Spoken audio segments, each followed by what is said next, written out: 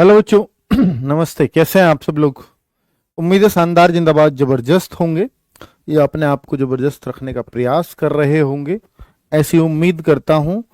बच्चों देखो, अगर आप ये कहो कि सर कुछ मोटिवेशन दे दीजिए एसएससीजीडी के लिए पढ़ने के लिए, या कोई एग्जाम डेट बता दीजिए, तो वो मेरे पास भी नहीं है। और रियल बताऊं तो मोटिवेशन जैसी चीज़ मेरे पास इस एग्ज़ाम के लिए तो अभी फ़िलहाल है नहीं, क्योंकि मेरे पास कोई एग्ज़ाम डेट नहीं है।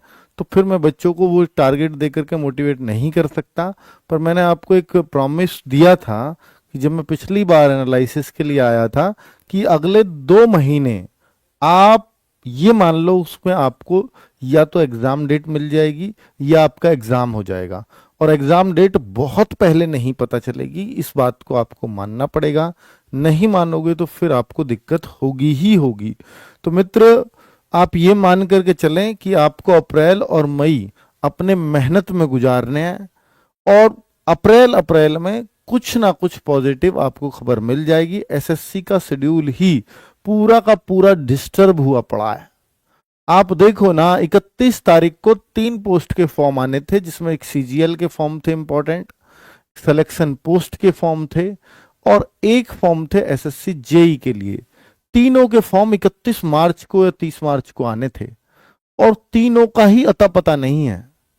और अब शायद उनका एसएससी को भी ये लग रहा है कि अब बच्चों का भी एक सब्र का बांध है, वो टूटेगा उससे पहले उनको कुछ देना पड़ेगा, वरना इस कैलेंडर वलेंडर जो आपने दिया है इसका कोई अर्थ नहीं रह जाएगा। या तो फिर आप एक रिवाइज्ड कैलेंडर दे करके सबको मैनेज करिए, ये एसएससी को करना पड़ेगा। और जब भी रिवाइज्ड कैलेंडर की बात होगी तो वो फिर एक फिक्स डेट के साथ होगी, और फिर आपके एसएससी जीडी का भी बताना ही पड़ेगा, क्योंकि सबसे ज्यादा प्रायोरिटी पर यही होगा बच्चों। ठीक है, चलो आज का एनालिसिस, यानी हम 5 अप्रैल का एनालिसिस कर रहे हैं। आज जो सुबह बच्चों ने मॉक टेस्ट, अभी भी मैं आपको देख रहा हूं और आपकी हिम्मत को दाग दे रहा हूं कि भाई 72,000 बच्चे अभी भी अटेम्प्ट कर दे रहे हैं, जो बहुत बड़ी बात है। यानी इतने बच्चों का हौसला अभी तक एसएससी नहीं तोड़ पाई है। मैं मानता हूं कि पिछली बार ये 75,000 ने दिया था, उससे पहले 1 लाख से प्लस थे बच्चे, धीरे धीरे घट तो रहे हैं। पर फिर ये भी एक बच्चा है जिसका हौसला अभी तक बना हुआ है। और भाई ये मान करके चलें कि आपको अगली वैकेंसी का वेट करना है, या इस वैकेंसी में और 2 महीने मेहनत करनी है। अगली वैकेंसी मतलब और 1 साल वेट, तो वो तो आपके बस की बात नहीं होगी। तो आप ये सोचिए ना कि 2 महीने मेहनत और बढ़ा देंगे। अच्छी बात है, बहुत सारा बच्चा कह रहा है कि सर मेरा यूपी कांस्टेबल का भी है, मेरा ये भी है। तो आप करते रहिए ना यूपी कांस्टेबल की तैयारी, इसका मॉक टेस्ट देते रहिए, कौन रोका है आपको, है ना।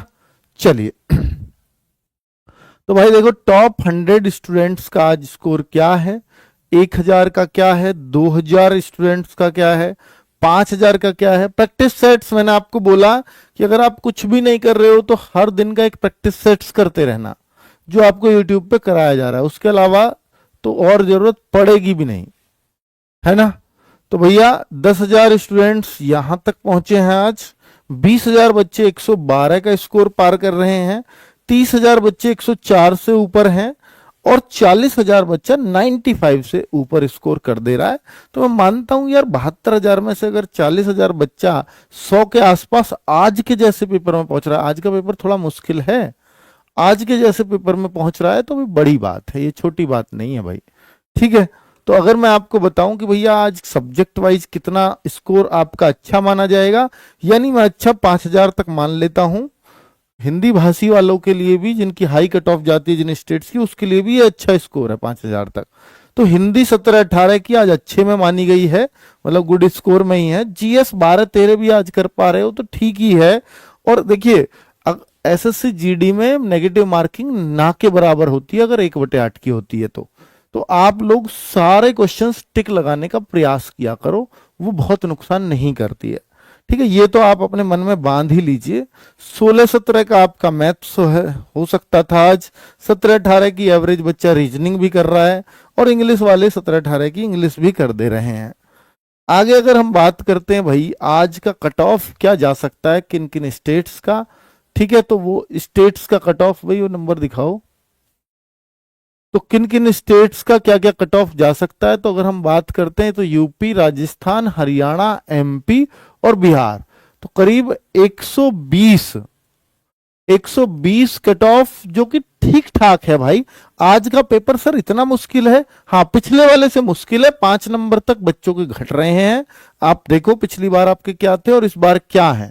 अगर पिछली बार से बढ़ रहे हैं तो आपकी तरक्की हो रही है, पिछली बार से 2 घट रहे हैं तो भी तरक्की हो रही है, 3 घट रहे हैं तो भी तरक्की हो रही है, लेकिन 4 या 4 से ज्यादा घट रहे हैं तो फिर आप नॉर्मल स्टेज में हो, 7 8 10 घट रहे हैं तो फिर दिक्कत है।